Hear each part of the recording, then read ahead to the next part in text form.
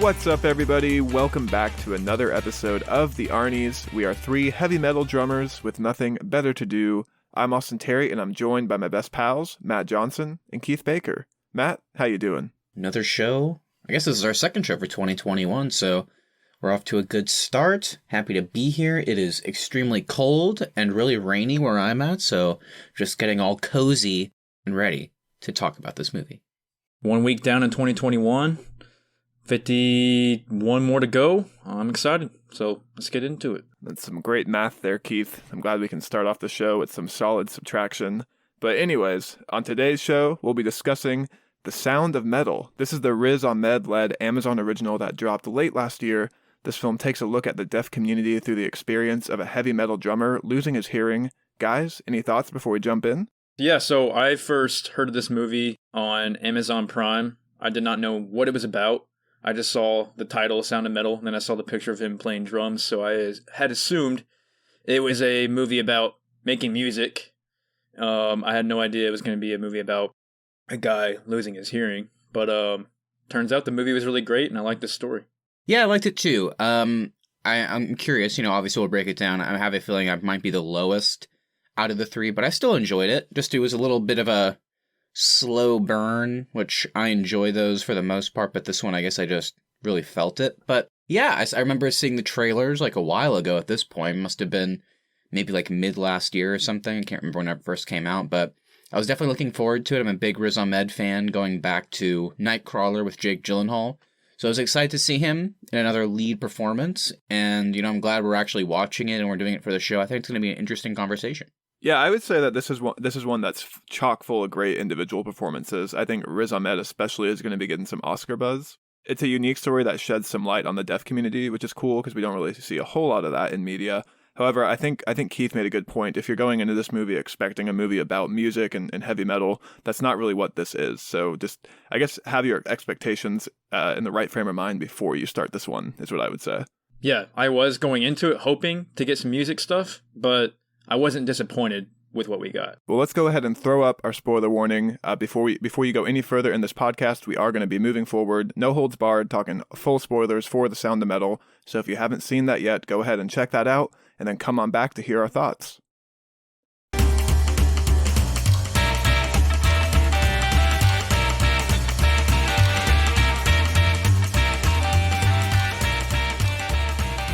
Okay, so let's go ahead and run down our cast and crew here. This film is written and directed by Darius Marder. Our sound design is by Nicholas Becker. In our cast, we have Riz Ahmed as Ruben, Olivia Cook as Lou, and Paul Rishi as Joe. With Riz, the only thing I've ever seen him in was Rogue One and Nightcrawler.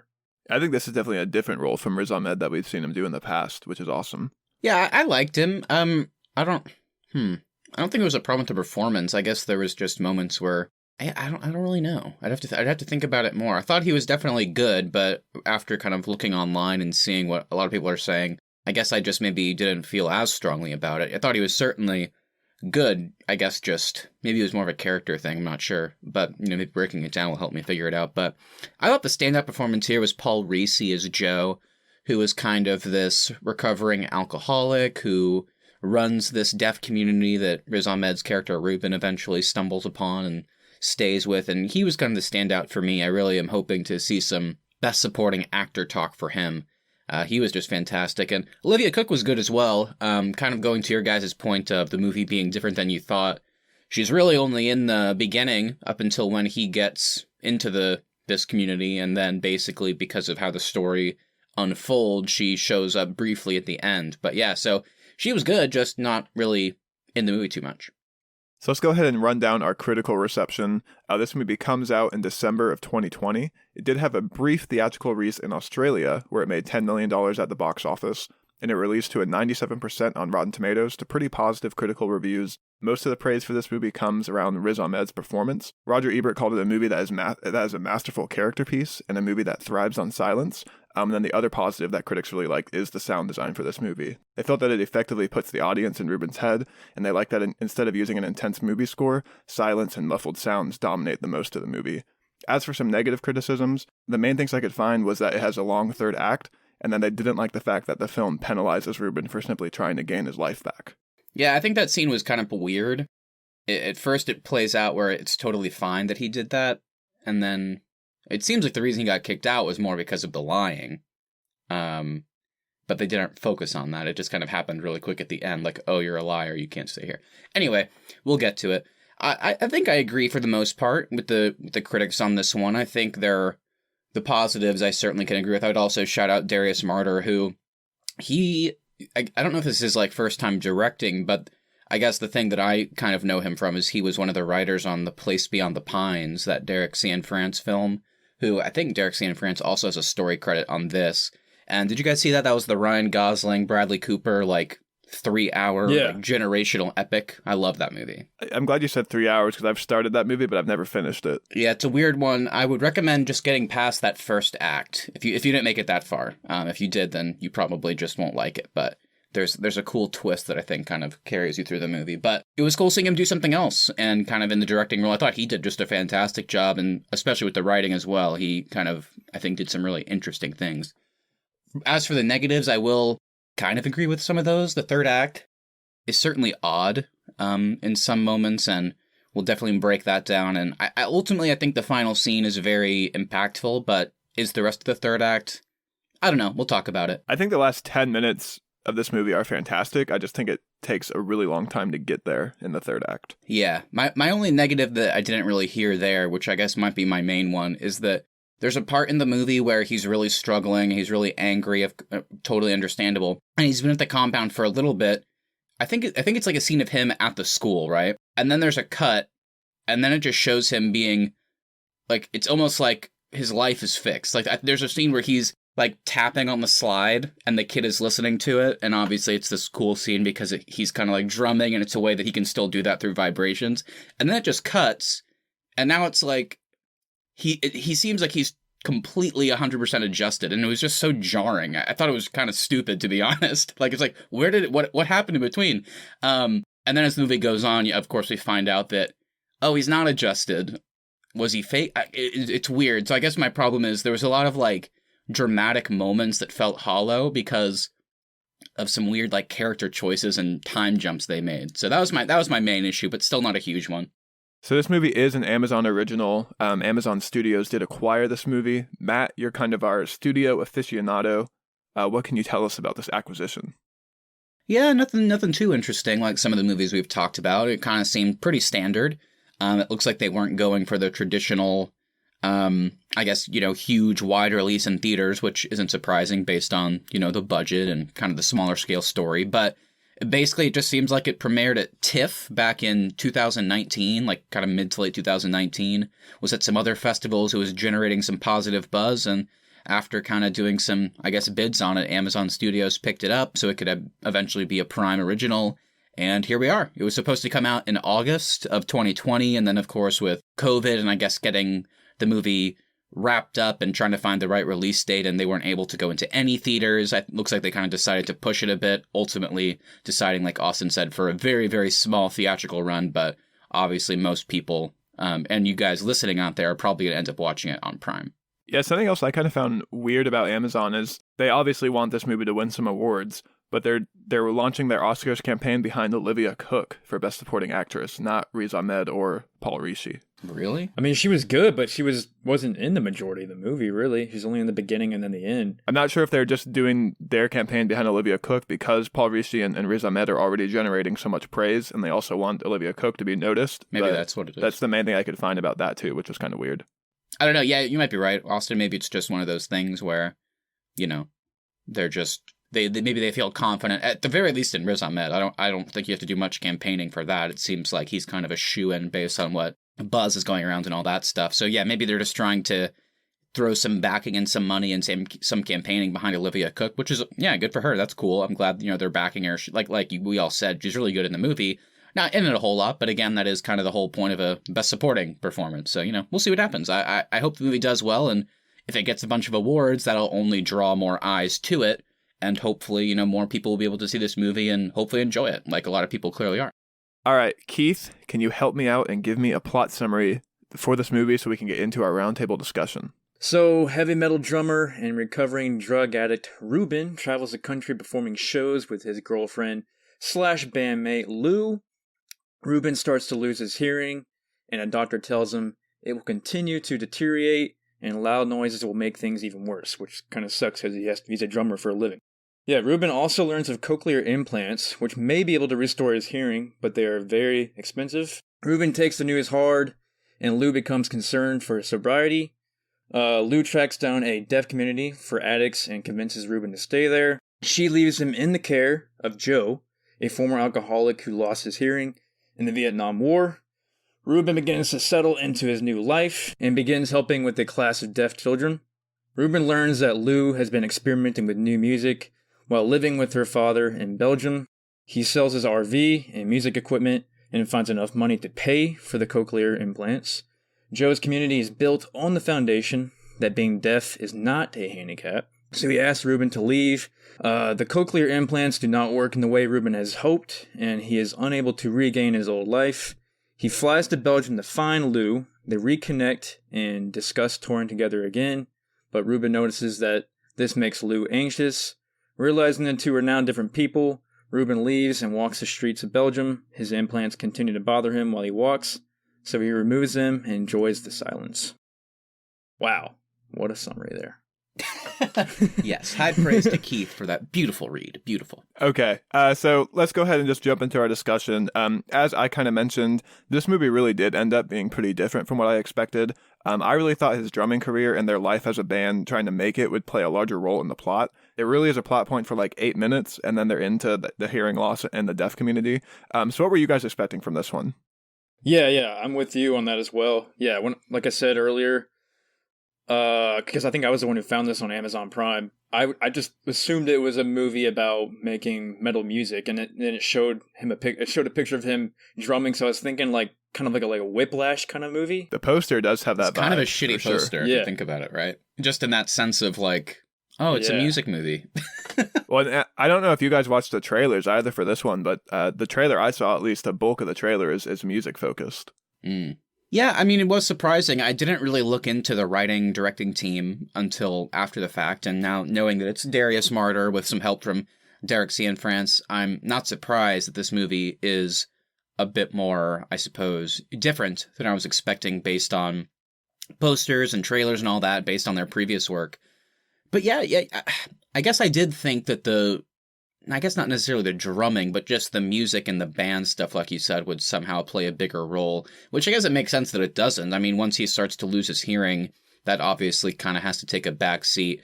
But I did think, speaking of kind of some weird elements in the third act, I guess I thought it might be a bit more of like circular storytelling where, you know, maybe it doesn't really matter how stuff at the compound goes. Maybe it goes well, maybe it goes bad, maybe he gets the implants, maybe he doesn't, but either way, I kind of expected the ending of the movie would somehow be him just kind of back behind the drums, and again, maybe he has the implants, maybe he doesn't, maybe he's figured out a way, because there are deaf musicians, of course, maybe he's figured out a way to make it work. So yeah, I thought that we would end up back in the band storyline, whether it be with Lou or not. Especially when he starts teaching the kids drumming at school. I thought for sure that was going to lead us into him trying to get back behind the drum kit, and then maybe trying to get back in his band with Lou. And when he starts taking the drums out of his mobile home thing. Yeah, I thought he was taking them out to use them. Yeah, I did too. That's kind of a weird scene too, because he does drum there, but then immediately he's like, all right, I'm selling all this stuff. And they don't really make it clear like what his plan is for a while too. That kind of ties into some of the weird parts with that Joe scene later, where he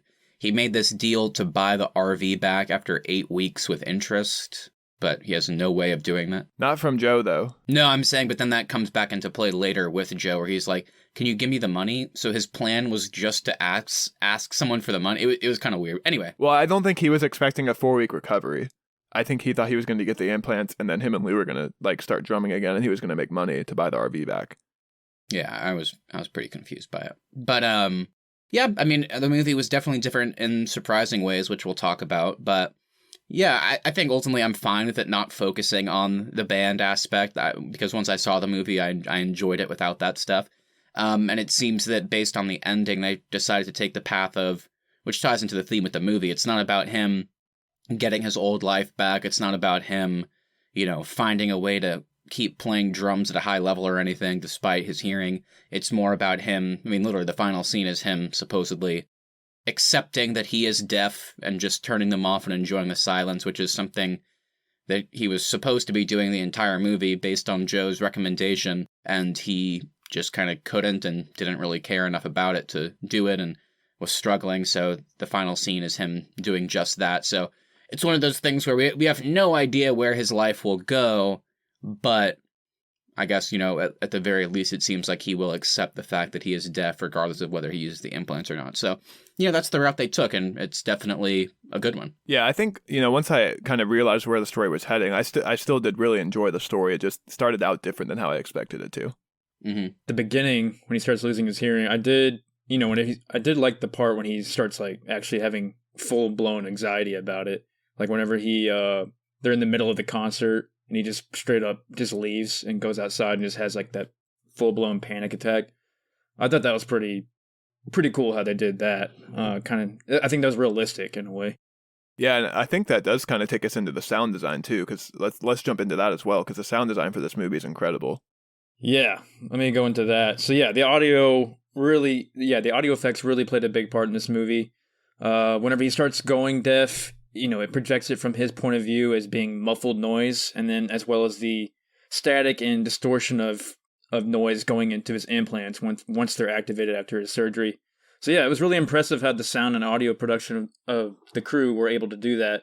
It really made the movie seem more real to me and kind of gave you a better first-person point of view of Ruben. Yeah, I was really surprised with how many minutes of this film they were willing to dedicate to just being silent. And it's kind of a risk, because that you do run the risk of, your audience getting bored if they're not hearing anything. But I think it makes overall just the deafness and the story way more impactful that they were willing to do that. Yeah, it was just really interesting and something that I haven't really heard done or used in a movie. I mean, even the little things with just like whenever he first starts going deaf and, he wakes up after like that first day of that happening and he's trying to clear his ears, or pop his ears, I guess you would say.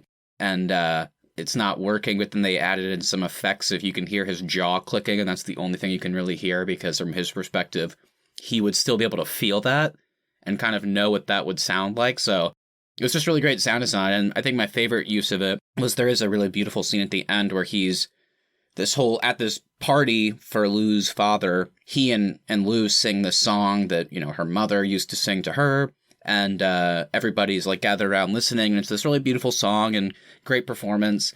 And then it like the camera goes to Ruben and it starts to kind of zoom in on him, and then that's when it transitions from this, how we would interpret and hear it to how he hears it.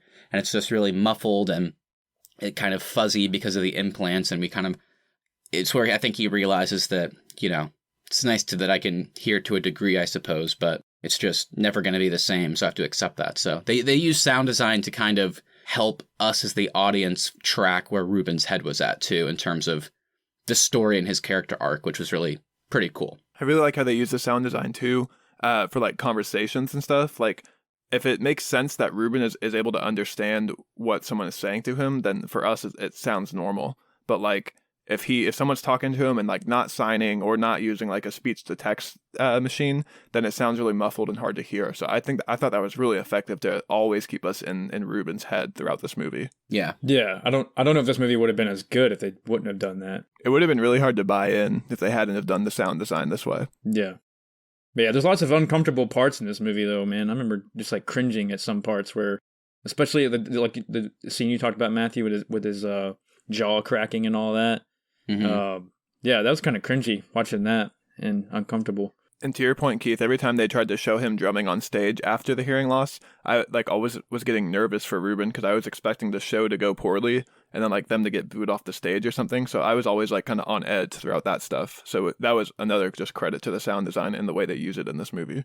So something I found interesting is how they show in some, I suppose, obvious ways, and then certainly some ways a bit more subtle, that this relationship kind of at the forefront of less so the movie, but definitely Ruben's mind is just so unhealthy. I mean, they clearly love each other, but are completely 100% dependent on one another just to live. I mean, at one point, whenever she leaves and Ruben has to go to the compound for the first time, they basically say that they would kill themselves without each other. And After thinking about it more, I thought it really tied super well into the theme of the movie, which is you need to fix your outlook on life and not your disability. And they really needed this time apart to fix themselves as individuals. And we see that Lou, to a degree, does that. Certainly by the end, she seems to be in much better spirits and just a better place in her life.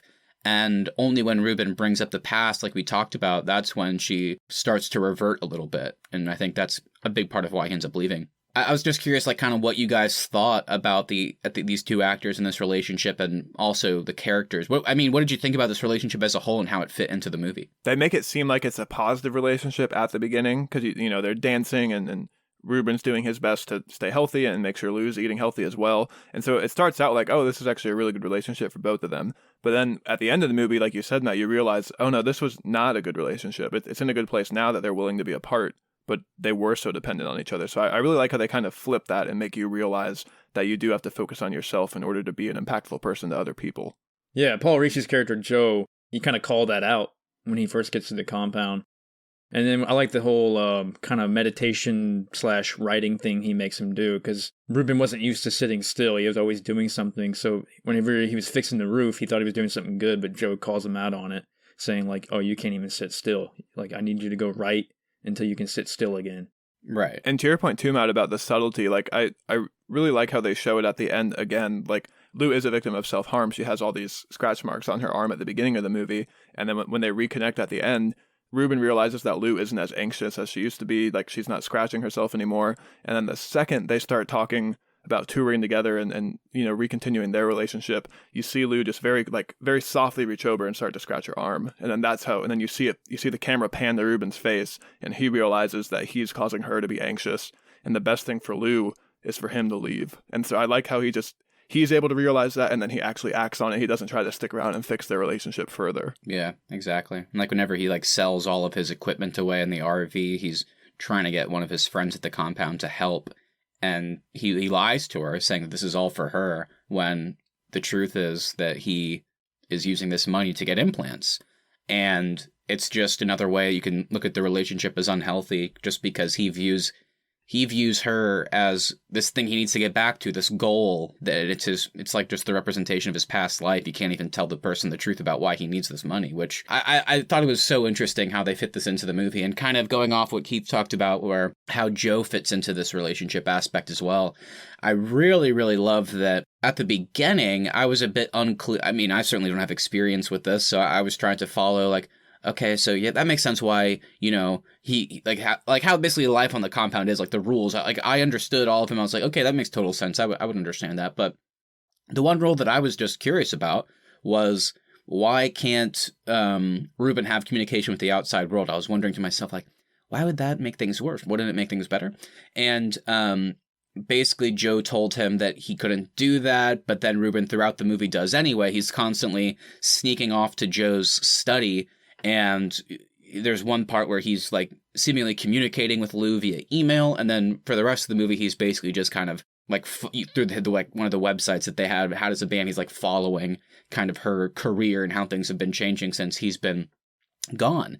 And whenever I was watching that, I started to kind of catch on, okay, so this is why he shouldn't be having communication with the outside world, because I think you could argue that if he had not been keeping any tabs on Lou, he wouldn't have so hastily sold all of his belongings to get the implants, just so he could presumably leave the compound at some point and go back to be with her and have things so quickly go back to normal. It's kind of like how you talked about Austin, where whenever he brings up the past to Lou at the end, she starts to, scratch her arm. And I think you could argue here, it's like, once he kind of starts to see where Lou's going, it makes him think of the past, and I think all of a sudden just a switch goes off and he immediately sells everything and tries to get those implants as fast as possible just so things can go back to normal right away. And so yeah, like I said, at the beginning, I didn't understand why he couldn't have communication, but I loved by the end, I was like, okay, totally makes sense. And also him breaking that one rule inadvertently led to him kind of hurting everybody else at the compound. Not in a major way, but you see throughout the movie that he's having a really positive impact on this space. He's drawing tattoos for people. He's making people laugh while they're eating dinner. And then with the kids, he's teaching them drumming skills. He's a really positive influence on their lives.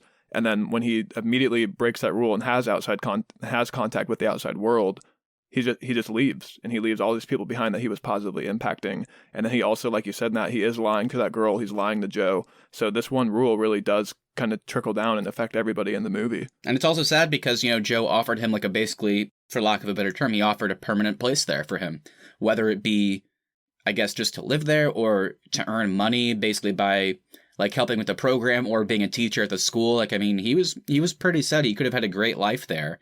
And it's just, I think, like we talked about it, if he hadn't been keeping tabs on Lou and trying to get back to the way things used to be, which they never can be, like the doctor says, you're deaf, man. Like, you can hear things, but your ears don't work. So this implant is just tricking your brain into hearing things. It's not going to sound like it used to. It can't. So yeah, it's kind of this little tragedy, frankly. I mean, by the end, it seems like he's setting himself on the right path, but along the way, especially towards the end of the second act and beginning of the third, he made some decisions that unfortunately we can't judge him for because he's in just this life-altering situation, but it does make you sad because I think he could have had this amazing life there. I also kind of like that it doesn't work out perfectly for him in the end. I feel like with these type of movies especially, that there's a lot of tropes that this movie could kind of follow, like story beats, like he probably, in a different type of movie, he probably would break his sobriety, and that would be a plot point. Lou, while they're apart, would probably end up betraying him, and that would be another story beat. He probably would fall in love with the sign language teacher, and then he'd have to choose between Lou and the girl, and then, there would be a way for something to magically work out, like, all together in the end. And I was expecting all these plot points to kind of come up in the movie, and we never got any of that, which I was really happy about. They just told an original story, and there are actions and consequences in this movie, but it's not any of like the typical stuff that we would see in this type of movie. Yeah. Yeah. The outcome I thought the most likely outcome I thought was going to happen was that he was going to go to get his implants activated, but then decide against it at the last second, and then just go back to the compound. Ooh, yeah, that's another trope we could have gotten, Keith. Well, Keith, yeah, that's what I was. That's what they set it up for. Because, like, obviously, I'm assuming they didn't make this up, but I didn't know how it worked, obviously. So when he gets to the implants, and then there's this scene where he wakes up and the doctor's like, you need to come back and it's going to be total silence now. And after 4 weeks, you come back and we'll activate them. And I was like, okay, I guess this is how it works in real life. I don't know. But I was like, oh, I get it. Okay. Now it's not just going to be some muffled sounds. Now it's total silence. So now he's going to be forced for these 4 weeks to live in complete silence and get used to it. And then he just either won't go back to get it activated, or he'll go back and say he doesn't want it activated. And like, you're right. Like, it felt like they were setting it up for that only to pull a Last Jedi subversion on us. And so yeah, I liked all those. I liked that it didn't feel like, where it was going, I didn't know. And to Keith's point, kind of how he kind of had a scene that he thought was really going to happen, I was convinced, because in the beginning they showed us 2 times of the poster of him behind the drums under that lighting, and I was convinced the last shot would be like some other singer that he's met along the way would be singing, or just he's in another band. Maybe there's deaf musicians in the band as well. I don't know. But the point, I thought the last shot like was a School of Rock. Oh, we could get a School Jack of Rock Black sequel. Yeah. And then I thought the last shot was going to be him behind the drums again, but now maybe he has the implants, maybe he doesn't. Maybe he's found a way to kind of use the vibrations and they cue in each other. And I thought the last shot was going to be like 2, 1, 2, and then he goes up, and before he hits, credits, just like a fucking any movie ever would end. So and you see like 3 other kids, like one kid's on the guitar, the sign language teacher's on the microphone, we got another kid on the bass guitar. I didn't say the school was going to be the band. That would have been funny though. School of Rock. That would have been pretty funny. Jack Black's in the background conducting everything. Oh god, that would be perfect. That'd be perfect.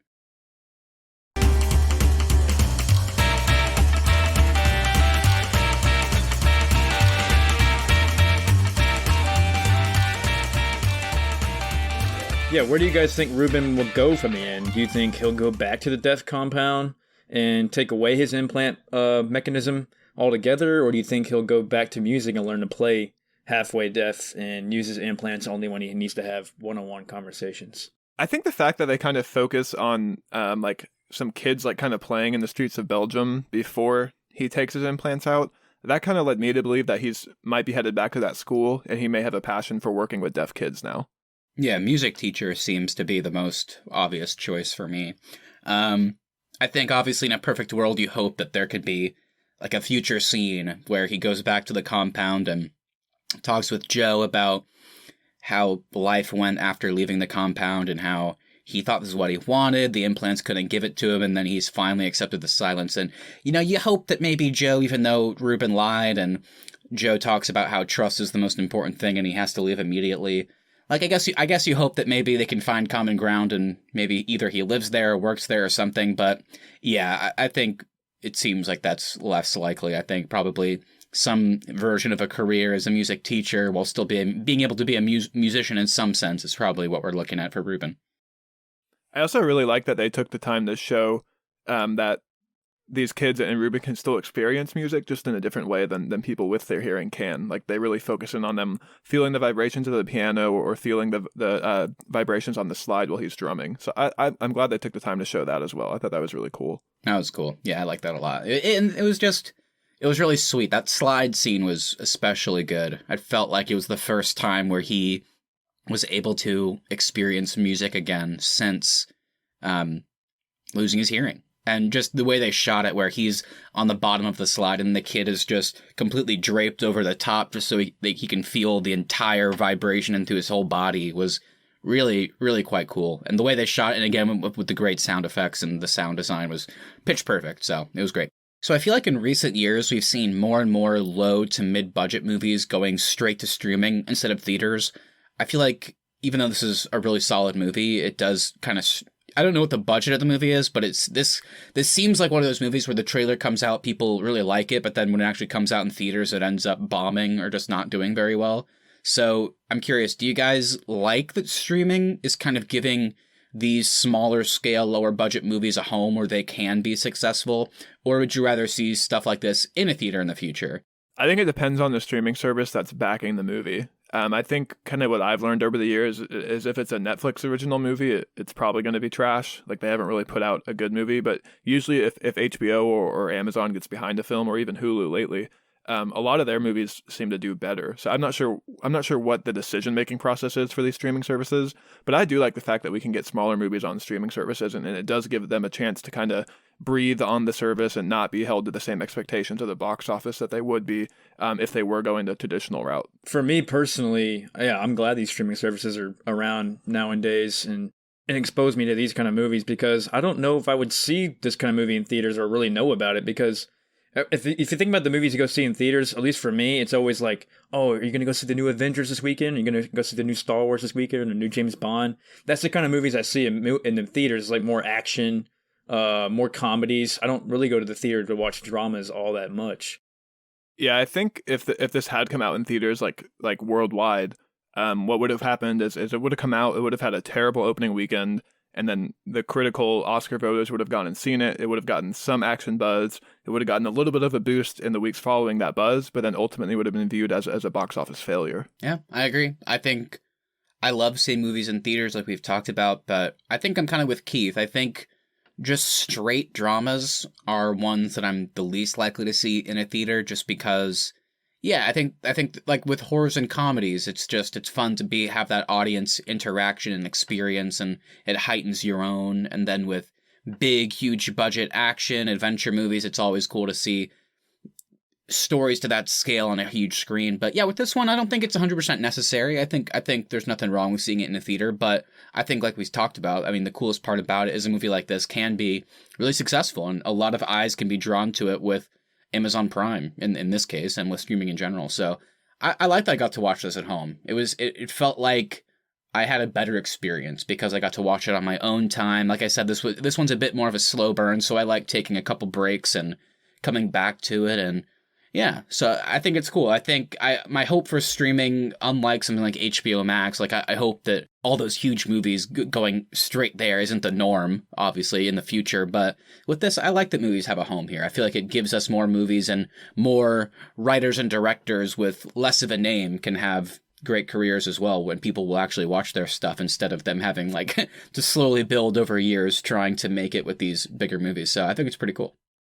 Yeah, and I think there's certainly an argument to be made that there are certain movies that belong in theaters. They're designed for that experience. And then there's a lot of movies that don't need to have the theater experience, and they can go to streaming and be enjoyed just as well. Yeah, exactly. I think we're all kind of on the same page that this movie ended up being a little bit different than what we expected. Is there like a storyline you wish this film had taken, or like was there a plot point you were hoping to see that you didn't get to see in this one? Maybe just more him going back to drumming, but in a different way, learning how to drum, while being deaf. Yeah, there's nothing that I wish, like, there's no storylines or routes I wish it had gone instead. I guess the only thing, like I mentioned a little bit earlier, is I wish there was a little bit more time, so it felt a bit more believable to me when it just kind of does a time jump and cuts, and then Ruben just seems extremely well adjusted and like he knows sign language now to a pretty extensive degree. At least he can communicate, and I just feel like we lost a lot. Again, I do understand the artistic choice of they show him on that slide scene experiencing the vibrations and music, and I understand why they cut. I think there was just a little bit I would have liked to see in between. And then other than that, like I talked about as well, I think just some of the dramatic beats didn't really work for me, and there are moments of Ruben's character arc and the decisions that he makes that just, they don't seem like... I don't know. I guess they just didn't work for me. It's not that I don't believe he would sell everything in order to get these implants. I believe he would do that. But I guess there's just some moments where I found his character a bit unlikable. And I think you could probably even make the argument that that's the point. But yeah, there's just some moments in this 2-hour movie where I was like kind of just not enjoying it because I wasn't enjoying what the characters are doing. But again, I guess that's the point. It's just something you as the audience have to be aware of, that that's something that you might see in this movie. Like, there's moments where you're just going to be kind of sad because you're having to watch these characters that you like do things that make you sad. It's like, it sucks. But again, I think that's the point. So it's definitely worth watching. I think I might be the lowest out of the three of us, but I would definitely still recommend it. Check it out, see what you think. And honestly, even if you don't like it that much, I think you'll at least get something out of the fact that it's probably not what you expect. And I feel like a lot of movies and TV shows these days are the exact opposite. You know, you watch one trailer and then the whole thing is absolutely everything you expect. So, I would say give it a shot. Yeah, I think for me, just as someone who is a big fan of the punk rock heavy metal genre, I was really excited going into this movie, that thinking we were going to have a movie about heavy metal and trying to make it in that type of band. So just personally, I was disappointed that I didn't get that story. It's not a fault of the movie, but just as someone who is a fan of that genre, I was a little let down at the beginning. But as the movie rolls on, it's certainly a great story, and it is a really enjoyable watch. Yeah. Well, let's go ahead and get into our podcast awards today. This is a segment where we give an award for anything in this episode. Keith, I'm thinking you actually may know the rules this year. Go ahead and start us off today. All right, I'm bringing back an award that I gave out to a character on our Devil All the Time review. It is the Best Omelet Maker Award. It is going to Richard Berger, Lou's dad in Belgium. Wow. He made some eggs, so I'm bringing back that award. That did look pretty good. I wanted those eggs. They did look really good. And that I kind of want that guy's kitchen, too. He's got a pretty sweet kitchen. Yeah. Well, Keith, I'm glad you gave out a food award, because I'm also giving out a food-themed award today. I'm going to give the Krispy Kreme award to that donut that Ruben smashes over and over. He made a big jungled mess, and something about that donut made me want some Krispy Kreme. That seems so weird. He smashed it and then put it back together just to smash it again. I was like, what are you doing? And then later it wasn't a donut. Later it was a bagel. I was like, nice. I'm a bagel guy. Okay, so it was a bagel. I thought it was a donut again. I was like, is this guy eating a donut every single day? Yeah, I think some days are donut days. Monday, Wednesday, Friday's donut day. Tuesday, Thursday's bagel day. Okay. Did you guys also, were you a little bit like, I guess whenever Joe first introduced that whole thing of him sitting in there and like accepting the silence and writing, I thought that was going to be like something he did a few times, not every single day. I was like, oh, okay. I thought he was going to write a song. There's another one. Yeah. That would have made sense too. I didn't even think about that. My award today, I'm surprised. There's a little bit of common ground here. I didn't think Keith would give Richard Berger an award, but I have to as well. But it's not for the character. It's more for the actor. Mayhew Almeric, I believe is how you pronounce it. He'll be getting the Perfect Tease Award. And do you guys know why? It's because this actor plays the villain in Quantum of Solace that we will be talking about on the Arnies podcast next week. This is the perfect tease, and so he deserves this award. I thought I knew him from somewhere, and wow, we'll be talking about him again next week. What a treat. Perfect timing. What a tease. What a tease. Alrighty, well, everybody, thank you so much for listening today. If you enjoyed this episode, please make sure you hit that subscribe button so you never miss any of our upcoming content. Also, if you wouldn't mind sharing us with a friend, that is the best way to help us continue to grow this show. At the Arnies is our social, and the Arnies.media is the website. As Matt said, we will be back on Tuesday for our next Bond film, Quantum of Solace. Before that, we have one more episode because this Sunday, it is finally time. We will be dropping our first bonus episode where we will be discussing the premiere of WandaVision on Disney+. So that's our next series in review. As each new episode comes out, you can expect a review episode from us. So we've done The Mandalorian Season 2 and The Boys Season 2 so far. So we're happy to be doing this. It's going to be fun. Well, and that, as you know, for our bonus series, we've kept that Talking the Talking name. Are we going to be continuing that into 2021? We are. For The Boys, we were simply The Boys Talking the Boys. For Mando, we were The Mandos Talking the Lorian. For Season 3, we're going to be The Mandos Talking the Mandalorian. I don't know why it took me so long to figure that out. That was pretty obvious. It was right in front of me the whole time. But this time, it's just the perfect little split. It's so easy. We're going to be the Wandas Talking the Vision. Simple, exciting. It's going to be fun. But yeah, check us out on Instagram at the Arnies. Feel free to direct message us your thoughts on this episode and future episodes. Also, give us your thoughts on Casino Royale. Did you enjoy watching it again like we did? Also, give us your theories on WandaVision and look forward to rewatching Quantum of Solace. All right, everybody, that's going to do it for us today. We'll see you on Sunday and then again on Tuesday. See ya.